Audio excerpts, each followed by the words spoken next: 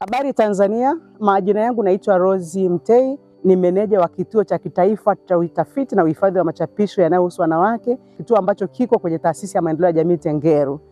Na ninakuja kwako ukiwa kama mdau muhimu wa masuala ya usawa wa kijinsia na maendeleo endelevu. Nimesimama hapa nikualike kwa bashasha kabisa kushiriki kwenye kongamano letu la kitaifa la wanawake, National Women's Conference, ambayo itafanyika Arusha tarehe 6 katika ukumbi wa PAP International Hall ambayo iko Arusha.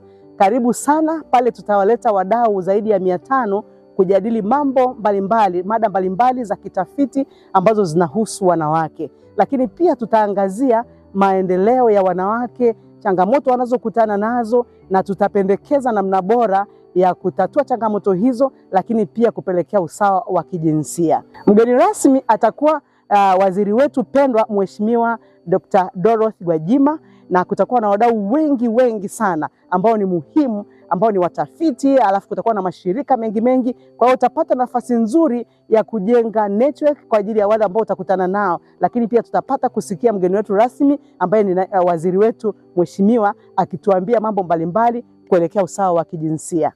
Kongamano hili litaendeshwa kwa ushirikiano kati ya taasisi ya maendeleo ya jamii Tengeru, chuo cha utalii, lakini pamoja na chuo cha DIT, na vyote hivi vitafanyika kwa kupitia kituo cha kitaifa cha utafiti na uhifadhi wa machapisho yanayohusu wanawake. Ninakukaribisha sana na tutakuwa na wakati mzuri. Naamini utapata kitu kikubwa wewe kama mdau wa maendeleo ya jinsia kwa ajili ya kwenda kutengeneza afua mbalimbali za kusaidia wanawake, lakini pia katika kuboresha usawa wa kijinsia Tanzania. Karibu sana.